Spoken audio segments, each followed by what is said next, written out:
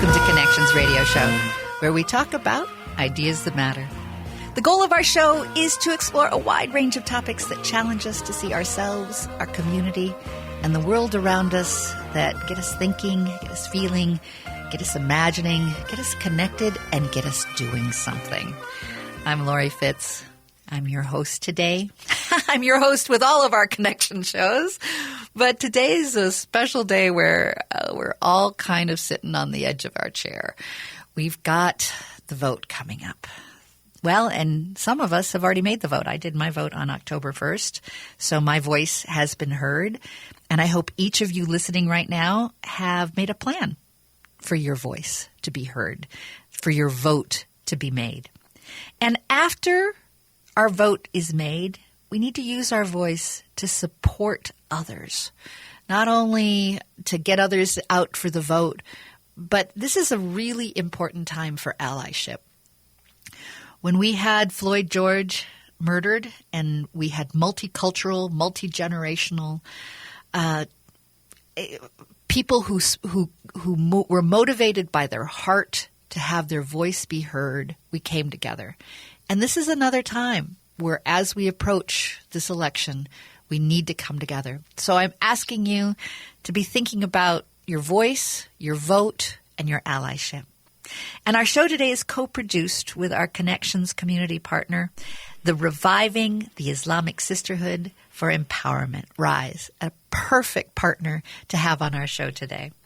We have as our co-host the Advocacy Director, Asma Mohammed, and we also have Aisha Abdallahi.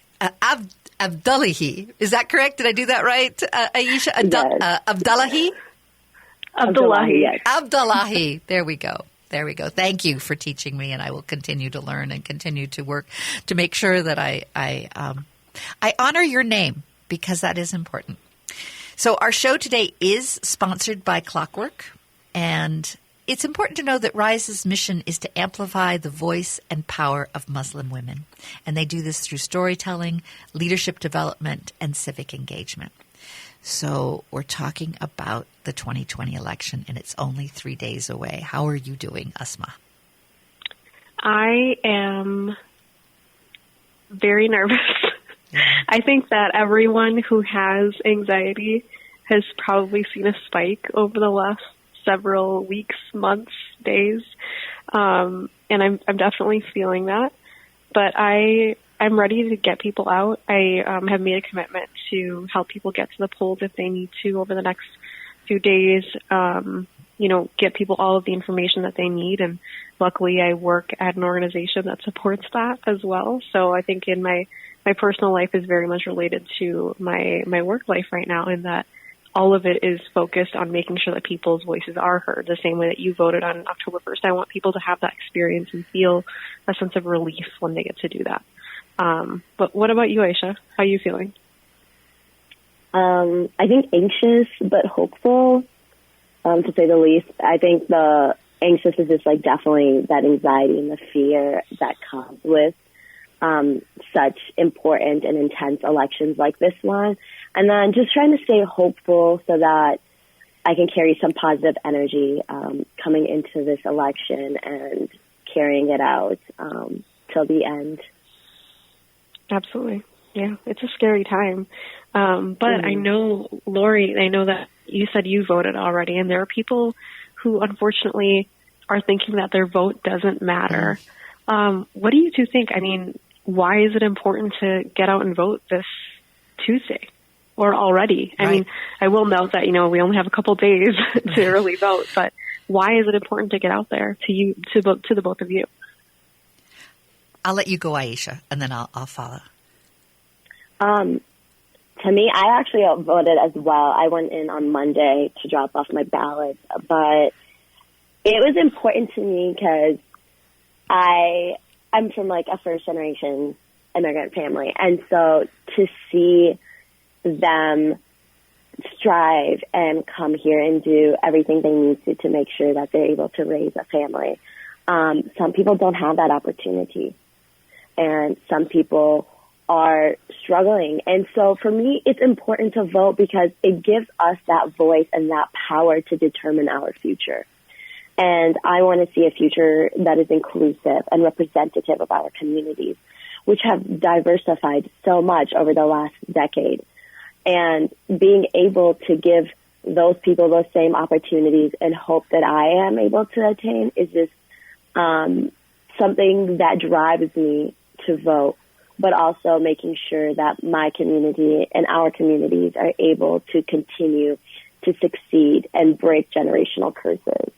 And so there's lots of reasons, but I feel like those really keep me motivated and continuously help me get to the polls at the end of the day.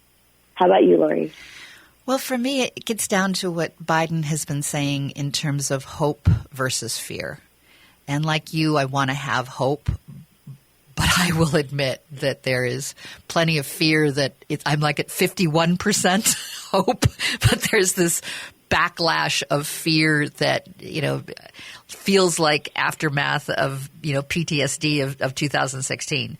And so I choose hope, and hope is translated into my vote. Hope needs to be translated into action.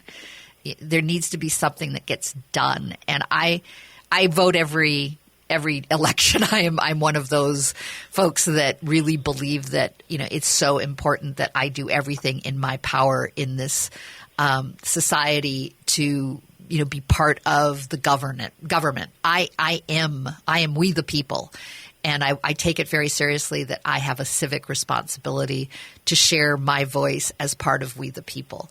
And I try as much as I can for folks that seem to feel like it doesn't matter, or there's this apathy, there's this almost learned depression, a learned helplessness, that the vote to me gives me it makes me not helpless. I am not helpless. I have a vote. And with one, there are many. We can have more people vote and be heard. And I feel like the last 4 years, there's been a lot of suppression of voices, and it's time to turn that around and have voices be heard. And that's why it's important to me. Absolutely. And Laurie, when you say the last 4 years, there's been voter suppression. I mean, we've seen that in the last 4 days. Yeah, 4 days. So, and in many ways, the last, 200 and some years, there's been voter. Absolutely. But more blatant in the last 4 days, just out there. Absolutely. Completely. So, not even hiding. Don't know. Yeah, for folks who don't know, previously, as long as your mail-in ballot was postmarked by Election Day, it would be guaranteed to be counted. It's on your ballot. Yeah. I had the mail-in ballot. It said, I could, as long as it's, make and sure that for people who are not that listening to the radio or like watching TV or on Twitter or Facebook, they're not going to know this information. And so to do it in the last week before the election. It was very disappointing. This had to be carefully planned. In Minnesota. It just hurt. It just keeps it just keeps coming. The hits just keep coming. Yeah, we pride ourselves on not being Wisconsin, but here we are. Yes. By the way, here we are. It's hard. So, people, Aisha, what's your recommendation to people? What should people be doing right now with their ballots if they have them still? Yeah, so if you have a mail-in ballot, there's just a couple of changes now to your plan. Essentially, if you're planning on dropping it off at an election office in person, please make sure you drop it off by 3 p.m. on Election Day. If that is not something that's going to work for you, I think you should be able to dispose of that ballot and then vote early in person at your local election office. If you did end up mailing it, it's important that you check because it has to be at the polling offices by 8 p.m. on Tuesday. And so I think it's just being really vigilant and aware of what is happening. And if you don't know, to make sure that you are doing your best to figure it out before November 3rd.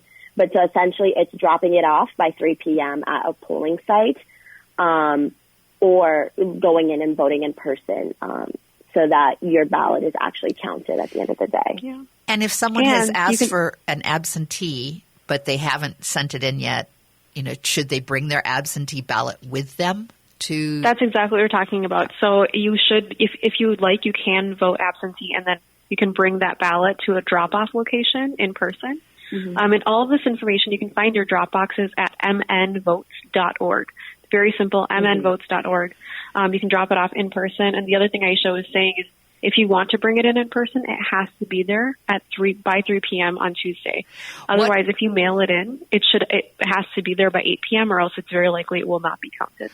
What if they've requested it, but they don't have their ballot?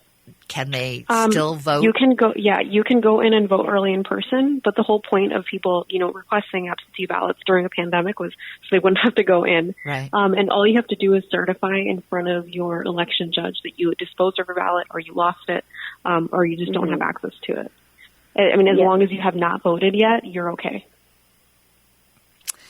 I just wanted to add, actually yesterday I heard from a friend's parent that their ballot was not counted. And so they had to go in and they decided to vote in person a second time. So I've heard a couple people that either their ballots weren't counted or there was some issue with it, and so they were unsustainable and things like that. And so at the end of the day, it's really important to check on your absentee ballots if you did mail them in and see. So if that's the case, you can still go in person and vote by November 3rd. And with that, and it's mnvotes.org. mnvotes.org. Very important to go check on that. With that, we need to go to break. But in our next segment, we're going to be taking a look at how important it is for the local elections. The president gets a lot of play in these elections, but there's a lot of good things and important things that happen in the local level that we need to be aware of and make sure that our voice is heard. Do you feel locked in negative cycles? It is so easy to slip into autopilot and not even realize the role we play in getting stuck in unhealthy patterns. My name is Beatrice Adenoti, and in my book, Mindless Behaviors, Breaking Through Unseen Barriers, I discuss thought-provoking viewpoints on approaching problems. You'll learn to unblock areas of your life that felt cluttered and enhance the God within. Through exploring 7 different stories through the lens of mindless behaviors, you'll discover that changing your life and the way you perceive it will basically give you the power to change it forever. Order your copy today at www.mindless-behaviors.com and click on the book buying link. And as a thank you, if you pre-order your copy by October 1st, you'll receive a special gift. Don't miss a chance to change your life for the better. Order your copy, Mindless Behaviors, Breaking Through Unseen Barriers, today.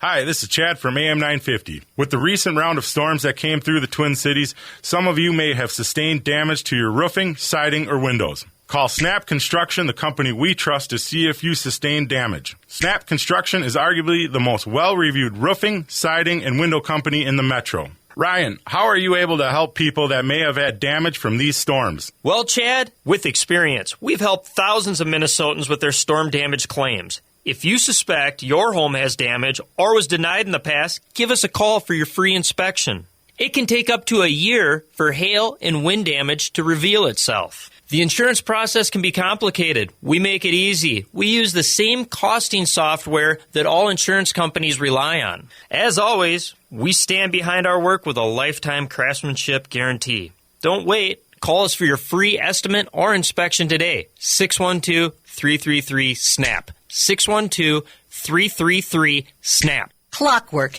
is an experienced design and technology agency, which means they help transform businesses around the globe by connecting people, processes, and technology. They bridge the gap between marketing and technology to put people at the heart of digital solutions, transforming how your customers interact with your brand.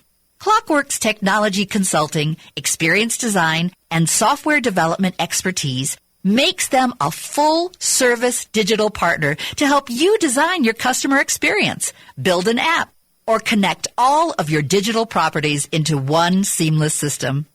If you're in need of major tech updates but aren't sure where to start, they'll help you figure that out too. To learn more about how they've helped other businesses make digital transformation less painful, Visit clockwork.com/radio. Clockwork. Digital done right. Welcome back to Connections Radio Show, where we talk about ideas that matter. I'm Laurie Fitz, your host, and I am drinking chamomile tea. You can buy tea and coffee as part of a fundraiser for Biden and Harris, and I have been drinking my chamomile tea for the last week as part of my dealing with anxiety. Oh, it's been a wild last 4 days, hasn't it, my friends Asma and Aisha, who are our co-hosts today. Asma Mohammed is our advocacy director for RISE, which is the Reviving the Islamic Sisterhood for Empowerment. And we also have Aisha Abdullahi. Welcome. Awesome. Thank you. We're happy to be here. So you guys are coping? Yeah, I think so. I mean, and as we get closer to the end of our time here, I do want to talk about hope. Yeah. But before we get to that, I know we wanted to talk about local races and the importance of those in this election cycle. So in the end of the last segment, Laurie, you mentioned people really do focus on the presidential, and of course it's the largest office there is. But why do you think people don't focus on local as much? For me or Aisha? Either of you. I mean, Aisha, go ahead.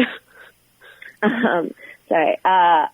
For me personally, I realized that local election does not get as much media attention as presidential election does. And so when there's constant buzz and talk about presidential elections, it is able to reach more people and intrigue a lot more people in the conversation and things like that. Whereas when it comes to local elections, people don't really know their candidates or don't really know much about the importance of local legislators and kind of overlook it or brush it off as something not as important as the presidential elections. And I think that's what's impacting our communities a lot. Mm-hmm.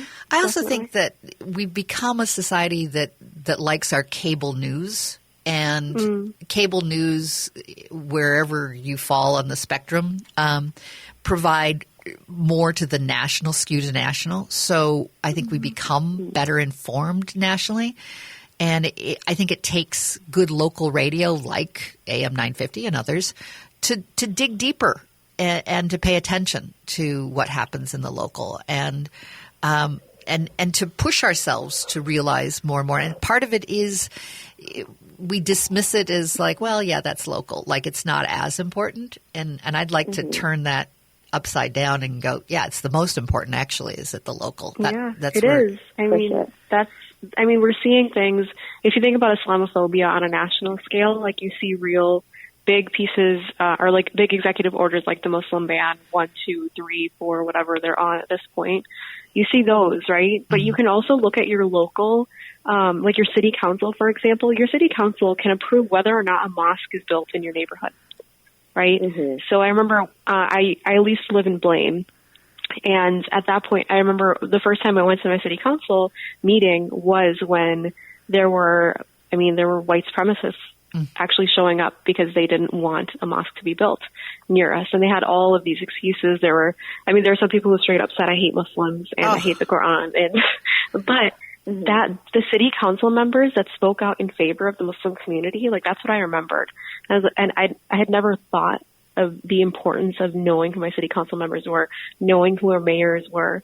And at this point in my life, I mean, you can't not know. You have to know who those people are because they're making choices that'll affect your day-to-day life. Maybe the Muslim ban isn't affecting your day-to-day life right now, but whether or not there's a mosque in your neighborhood, yeah, it absolutely is. And I think that just thinking of like the macro versus the micro scale of how we are impacted is really important. And I don't know. What about the other thing I think about is the State House and Senate. Aisha, do you want to talk a little bit more about that? Yeah, State House and Senate makes a lot of local decisions for Minnesota residents, and I think that's really important to recognize. I know, like, in the last 2 years, I worked heavily on higher education, and so they were determining funding for colleges and what students should be able to receive in the Minnesota State Grant. And that could be depending on legislators that were in there who would be able to represent each institution. It could impact how much funding institutions received at the end of the day. And so that's when I really recognized the importance of my local legislators, because they were having direct impact on my educational funding. Mm-hmm. And that is so much more important than what people like Trump were doing in office 2 years ago. Absolutely. Yeah. And even if we think about the bills, Laurie, that we've talked about over the past few years since we've been here, I mean, if you think about the statute of limitations bill that we've been working on for 3 years now, we almost got it through this session. It went through the House, and it was being pushed to a Senate committee, and that's where it died. So senators who are mostly, honestly, old white guys who don't give a hoot. There you go. I'm proud of you, Asma. Thank you so much. Don't give a hoot about this issue. Showed that. They showed that by saying, "Yep, we're not going to hear this bill at all," and they didn't think it was important enough for them to talk about, or they thought it was important enough for them to silence. And they got to make that choice because a couple thousand people did or didn't vote for them. A couple thousand. That's all it took. Mm-hmm. One of the things I most admire about your group is how you have encouraged and empowered more Islamic women to run for office and to be leaders. That's been amazing. Yeah, we ask folks to show up in local spaces, and we never say like, "Hey, you should run for office because you exist." It should be, "Hey, you've been showing up in your local space for this long. You have a commitment to your community. Is this another kind of commitment you would like to make?" Running for office is not for everyone, right? It's not for everyone, but there are some people who over the past 4 years have shown up in ways that they never thought they would. And now they're so involved in their communities that everyone knows them, from their mayor to the city clerks. And those people who are known in their cities, I think they should take a stab at trying to see if this is something that makes sense for them, because it really does make sense for our communities to have people that actually look like us, for people who, show up for us to be there, rather than people that we don't know at all, right? Like who can honestly say they know all of their city council members? Because I'm ashamed to admit that I don't. I've shown up at a few of those council meetings that they know me. I certainly know most of them. Yeah, I mean, it just depends. Like in Minneapolis, I'm good. Yeah. In St. Paul, I'm good. In Blaine, not so much. So it takes a lot of effort, though, and because these local politicians are politicians, and they are going to make decisions about your life. So we want Muslim women to be represented there, and the best way to do that is to actually be in that room making decisions with them. And I think one thing I would want to add on to that is that RISE also provides like the tools and the platform to help Muslim women run as well. I think that was something I recognized in my time with the organization, is that we are setting Muslim women up to be successful in these roles and providing them the tools that they need at the end of the day to enter those spaces. And that's, I think, helping them and giving them and building the confidence needed to run for certain positions in their communities that they're engaging in. And we don't ditch people once they're done. I don't know if you remember Nadia, Laurie, but Nadia won, in St. Louis Park, and she's now a city council member there, and the youngest Muslim woman to do so, the youngest, I think, overall. But we didn't leave her alone. We showed up at her inauguration. Like we've been connecting with her. We know what she's working on. So when we set up Muslim Women for Success, we really say, we have your back. We're coming with you. And she's inspirational. I mean, she's got energy and charm and dedication, and how wonderful it is to have Islamic women leaders, so that children of, the Islamic families can look up and say, you look like me. I could do this. I can aspire to this as well. I mean, it's groundbreaking and humbling and exciting and great to see. Yeah, representation is important. It's crucial. Yes. Humbling only in that it's sad that it has taken so long to create opportunities, and what do we need to keep doing to create allyship to support that to happen. But I think we're seeing this more than ever now. We're seeing more immigrants and refugees and people of all different faiths, and like so many more Black and brown folks running for office that it gives me that's where I feel hope. So when people, like when Laurie and Aisha, when you're talking about feeling hopeless, remember that the same night that Orange Demon was elected, that was the same night we elected some of the most incredible women of color to the state house in Minnesota. Yes. So I know that and I remember that, and that gives me hope because I know that's going to happen again. We're going to keep doing that. We're going to continue to blow this out of the water and give them something to be angry about. Always. Right.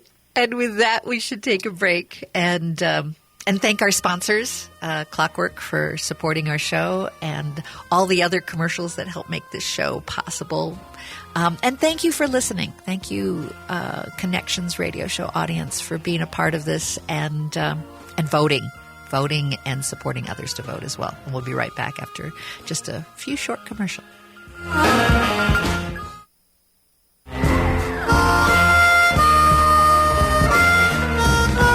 Are you ready to join the revolution and make an impact? Are you looking for a way to invest in handmade stories created by artists in your local communities? Well, ACW, which stands for Art to Change the World, is presenting to you a new way we give called SWAP. SWAP stands for Stand With Artists Project. It is a registry where you can purchase from local artists who get 100% of the profits.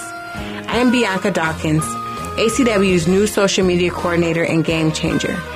ACW is a platform for all, and we want you to join the family. You can do that today for just only $10. My call to action for you is to shift your thinking towards supporting anyone you deem a creative who is changing the world. Uplift those human stories and spread the love. Go to arttochangetheworld.org and follow us. That's arttochangetheworld.org.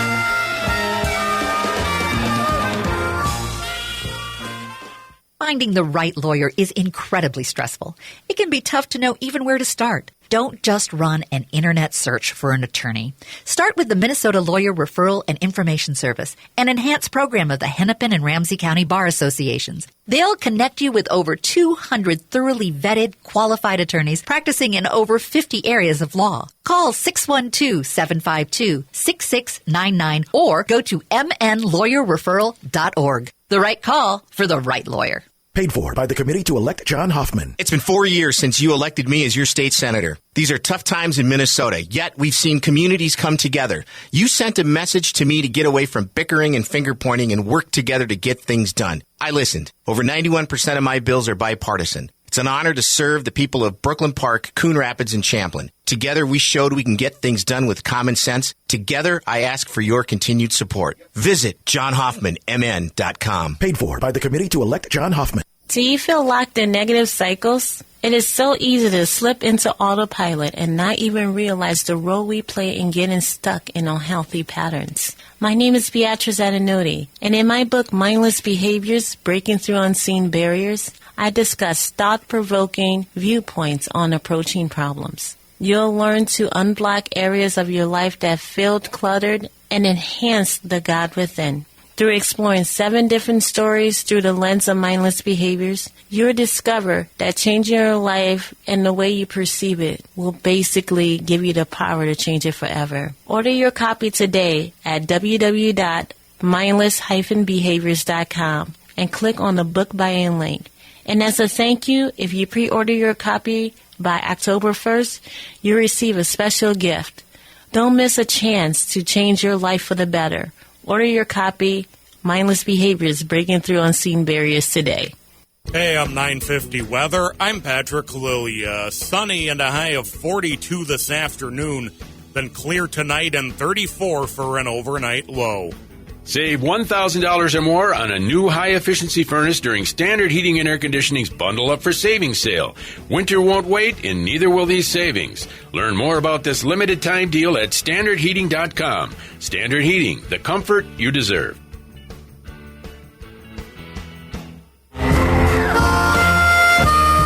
Back to Connections Radio Show, where we talk about ideas that matter. Glad you joined the conversation. I'm Laurie Fitz, your host.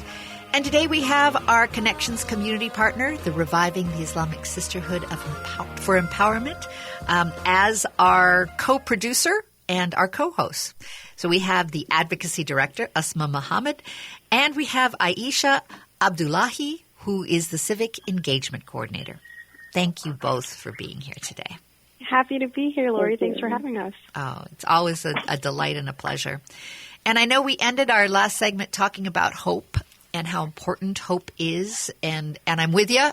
You might have gotten me up to 55% now. We'll get back to it. Don't worry. Hope is important.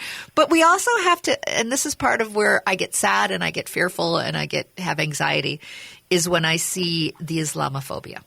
And I see the suppression of votes, and I see a lot of they're not showing the love, and I believe that our country needs to be based on love, and being able to honor everyone as equal. And the Islamophobia is upsetting to me. Yeah, and I think this happens every election cycle as Muslims are thrown under the bus. Muslims, immigrants, Black folks. It's just. It's constant, but it happens every presidential election cycle. I remember in 2015 when Trump had just started campaigning, he said things like, Islam hates us. And he started, sharing this rhetoric that was really Islamophobic. And that was part of why I experienced a hate crime in 2015 when he was at the height of his campaign. And I know that it was because those kinds of words create environments in which hate is welcomed. It's okay. And then people who are just as hateful know that they have community backing them up. So the Islamophobia is real. The anti-Blackness is real. Like, we're going to see more of that, in presidential election years. But I mean, what can we do about it? Where else have you seen it?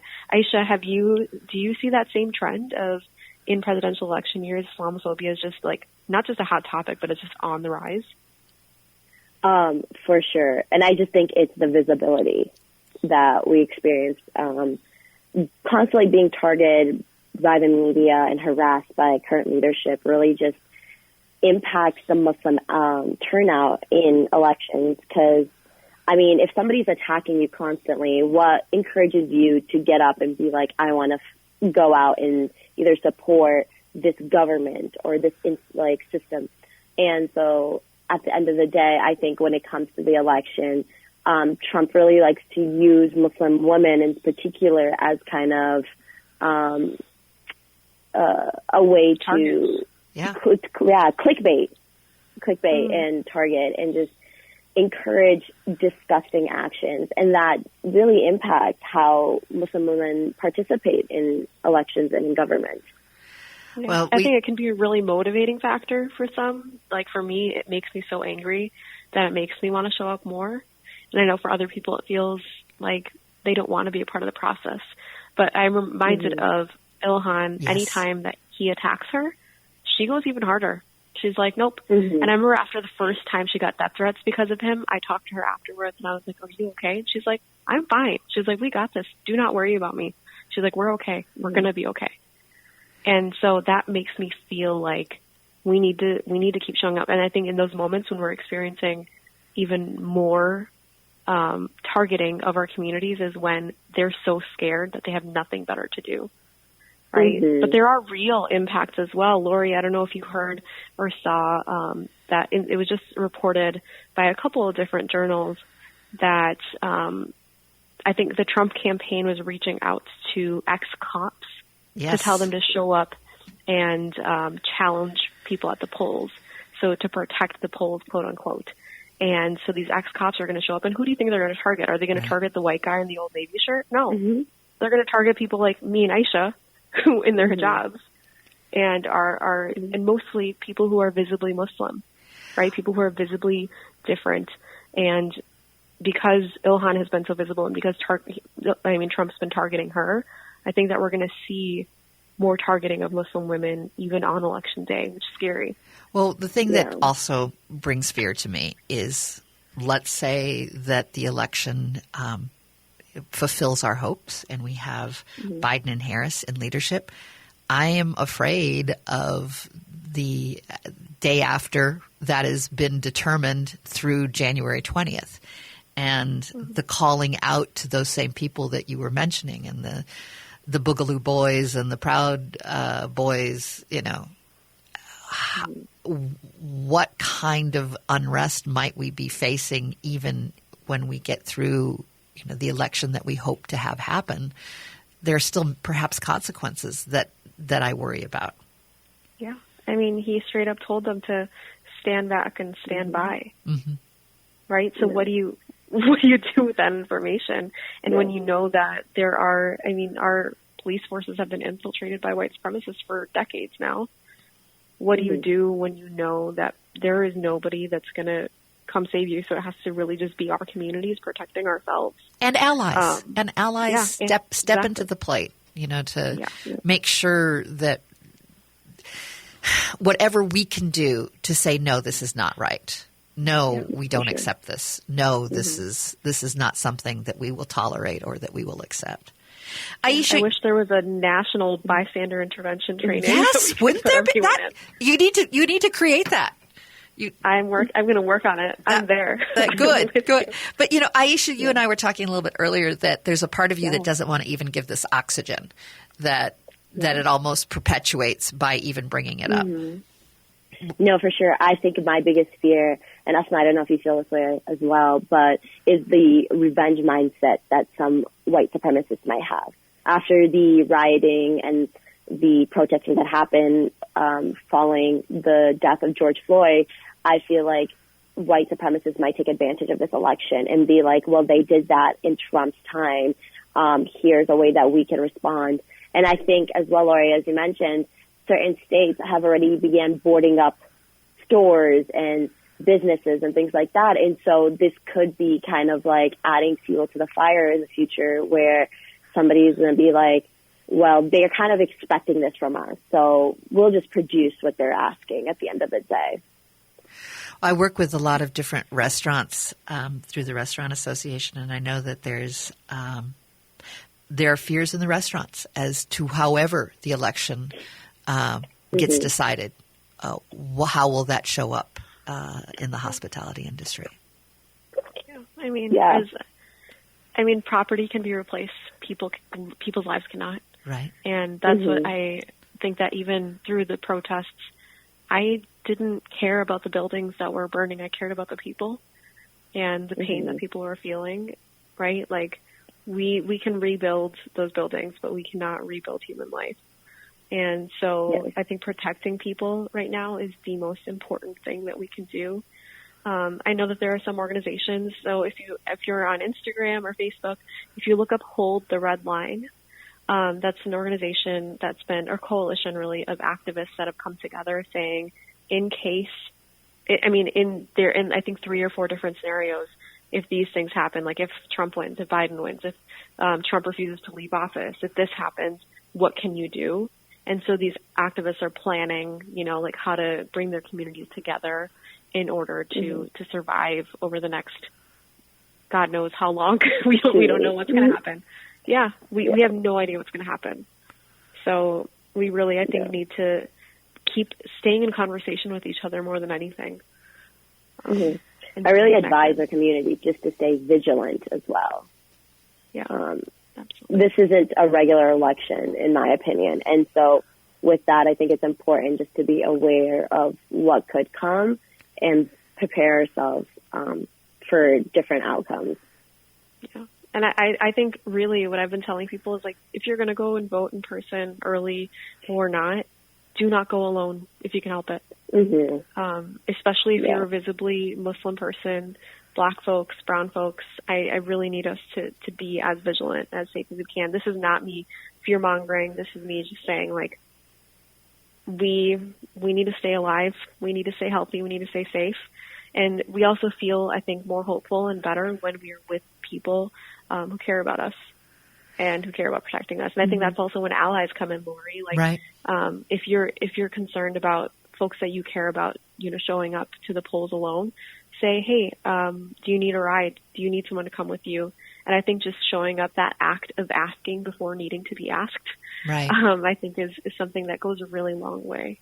I was just thinking that you read my mind, how important it is, even if, if there are police that are being recruited or former police that are being recruited to keep an eye on, what can we do to keep an eye on our friends? What can we do to show that we care and that we are a bridge to partner and to support and to give confidence that we care about your vote and that we want your vote and that we are happy that you are voting and that we support voting. There needs to be a way that allies can show commitment, and I think that's an excellent way to come to the polls with them. What can you do? That physical intervention piece, I think, it goes such a long way. I can't express enough. There was a time when there was a white supremacist who was standing in front of me as I was giving an interview one time, and he kept coming in front of me and kept trying to push me away so the interviewer couldn't get me. And a friend of mine who's this really, really tall guy was like, back up. And the guy ran. Good for him. He just ran out of the race. And I remember thinking, that is real bystander intervention. Yes. Because he put his body on the line to make sure I was safe from this other person. And that's what we need right now. We need people showing up in that way to say, I will do whatever it takes to keep you safe. And if I feel like you're unsafe, I will step in. So let's talk some more about that in the next segment about bystander intervention and allyship, along with what we can expect from RISE in the next few months as we are taking our next steps, as we live in hope and live in dedication for good things to come. What are ways that we can continue not only to support individuals, but to support your group? So I look forward to that conversation. We'll be right back after just a few short commercials. Clockwork is an experienced design and technology agency, which means they help transform businesses around the globe by connecting people, processes, and technology. They bridge the gap between marketing and technology to put people at the heart of digital solutions, transforming how your customers interact with your brand. Clockwork's technology consulting, experience design, and software development expertise makes them a full-service digital partner to help you design your customer experience, build an app, or connect all of your digital properties into one seamless system. If you're in need of major tech updates but aren't sure where to start, they'll help you figure that out too. To learn more about how they've helped other businesses make digital transformation less painful, visit clockwork.com/radio. Clockwork. Digital done right. This is New Beginnings, hosted by award-winning broadcaster and speaker Freddie Bell. Freddie, this generation of the baby boomers, people are living longer, so the baby boomers are taking care of elderly parents. Let's talk about your health, and specifically, let's talk about Medicare. Our show features the concerns of America's 78 million baby boomers in employment, finance, health and nutrition, and even entertainment. Join us for New Beginnings, Saturday mornings at 11, brought to you in part by Vision Loss Resources. Even though these are challenging times, All Energy Solar is still committed to providing you a cost-effective, environmentally friendly energy system through their zero-contact protocol. Solar remains a great value and long-term investment, but some of the incentive programs will be expiring soon. All Energy Solar can walk you through the entire process. They can evaluate your property by phone or webinar and can even complete preliminary design work without visiting your home. So start saving on your energy bill today and visit allenergysolar.com.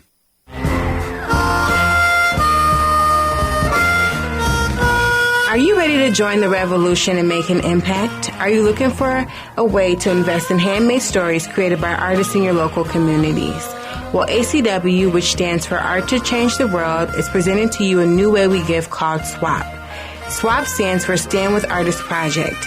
It is a registry where you can purchase from local artists who get 100% of the profits. I am Bianca Dawkins, ACW's new social media coordinator and game changer. ACW is a platform for all, and we want you to join the family. You can do that today for just only $10. My call to action for you is to shift your thinking towards supporting anyone you deem a creative who is changing the world. Uplift those human stories and spread the love. Go to arttochangetheworld.org and follow us. That's arttochangetheworld.org.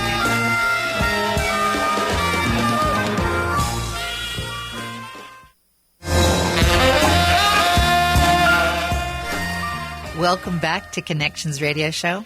I'm Laurie Fitz, and we're talking about the election. It's only 3 days away. And we have some wonderful co-hosts that are co-producers today. They are from the Reviving the Islamic Sisterhood for Empowerment, the RISE group. And Asma and Aisha, you have been just delightful in being able to, show the gamut of possibilities and help us think through what can we do, what is our voice, how can our voice continue. And in this segment, I'd really love to hear your thoughts on what do we need to do in the next few months, what is RISE doing in the next few months. I also want to do a shout out to Nashina, the first Muslim woman in Minnesota history elected to represent in the Electoral College. Yes, I'm so excited about that. Congratulations, Nashina. We're very proud of you. Yeah, it's a really big deal. It's a very big deal. I am thrilled that she is representing Minnesota. I am thrilled that she helps to cast the vote for our future president. I could not be more excited for her and excited for Minnesota.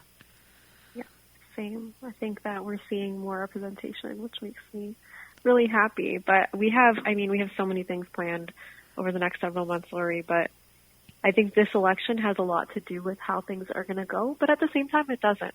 Regardless of what happens, we're going to work to hold our electeds accountable. We just it was like a week ago, we had a conversation with the Commissioner on Education for the Minnesota Department of Education. And I had some of my students show up, and Aisha organized it, and it was a beautiful conversation about education. And you would think, like, a few weeks before the election, why are you talking about this? Well, because those appointed officials are just as important. They're making decisions about our lives and about our students' lives. Why shouldn't we be having conversations with them? So we're going to continue having what we call accountability roundtables over the next, we're going to do it as long as we need to, which will likely be forever. Right. Accountability will always be important to us. Well, so that's something. And our country was founded on the idea of debate. And that it is through debate that good ideas come through, and we need to get back to that. And I think we need to have healthy debate within the Democratic Party. We have a lot of voices, a lot of different voices that we all can work together, but have healthy debate. That it's okay to disagree, but to have a policy that we advocate and why. Yeah, and even though RISE is nonpartisan. Whenever we ask, lots of elected officials to come. Unfortunately, we haven't ever had any Republicans say yes to joining us for accountability roundtables. We hope that changes. We hope that people feel more committed to their communities, because at the end of the day, that's what these accountability roundtables are about. If you're committed to your community, which includes Muslim women, you will show up and hear what we have to say. And you'll listen because it's your job to do so. So I'm hoping that we see more of that. And then, of course, starting in January, we're going to have January and February, we're going to have the next legislative session. So a lot of things are going to happen.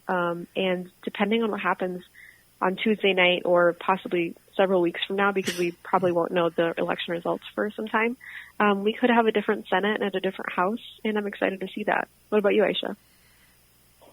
I think one thing that's super important is continue the conversation with our legislators. If we get the outcome we want, it's really important to just continue engaging and working with them. Because I think a lot of times people are like, "Ooh, they're in. I'm gonna sit back now. My job is done," and that's definitely not the case. It's figuring out how they will continue supporting you, how they will continue supporting Muslim women, immigrant communities, things like that. And then with this upcoming legislative session, it's a budget year. And so how are they going to be allocating funds to support these communities and things like that? And so it's really important to continue the conversation and to continue engaging with these legislators and holding them accountable, because you got them into that office. So how can they continue serving you? I'm going to go even one step further and say, why not make a commitment to yourself right now, even before the election, that every one of us will at least once go to our city council? And right now, it's some of it's on Zoom, right? So it's not like you even have to leave the house. But pay attention. Find out what's going on Can we all have at least one issue that we know that's being addressed at our city council, and what do we feel about that, and how do we share our voice at the city council level? I think it's a great challenge, Laurie. And I wanted to ask you, I know we don't have much time, but I wanted to ask you all about hope, like this concept of hope that we keep coming back to. We have a few days before, the election is over. The election's been going on for months now, or since August, or not August, what was it, September? It's been going on though. So early voting started a while ago. I think I got my ballot in the mail at the end of September or something. And, but the election is over on Tuesday, and I want us to just remember that it's over, right? The offices are not open tomorrow on Sunday, but we have some time to make change. But regardless, I think we need to make sure that we get out and vote. So who do you get out and vote for? When you show up, who are you thinking of? Who are you doing this for? Aisha, do you want to go? Yeah, for sure. I think I go out and vote for Muslim women who are running for office. I want to show my support where I can. And for this election, I was able to show support for Jamila Maim running for school board. She's a young, vibrant woman who is stepping up to the plate at this point to fill in really big shoes. And I think with the role that a school board member plays in our children's education, our communities, the impact on the students' education and things like that, and the way that they might be able to participate in our community at the end of the day makes a huge impact. And so I show up for the Muslim women on the ballot, and if I can do anything to help them get closer or one step forward, I think that is just joy to me. Thank you. What about you, Laurie? For me, I'm at a point in my life where it's about legacy and it's about the next generation. And I'm so proud of our next generation that seem to have so many good things going in terms of understanding and embracing and loving a world that is diverse. And I want to make sure they know that I support them. Yeah. I show up for my nieces. I am really, really blessed to have 5 nieces, and they all drive me crazy. They're so wild, but they're these beautiful young Muslim girls who will grow into incredible and powerful Muslim women. I want to grow into incredible and powerful Muslim women, and I want to help create and foster a world in which they feel that they have power in a way that I didn't feel when I was their age. And with that, we've got to say goodbye. So get out and vote and think about who you're voting for and why.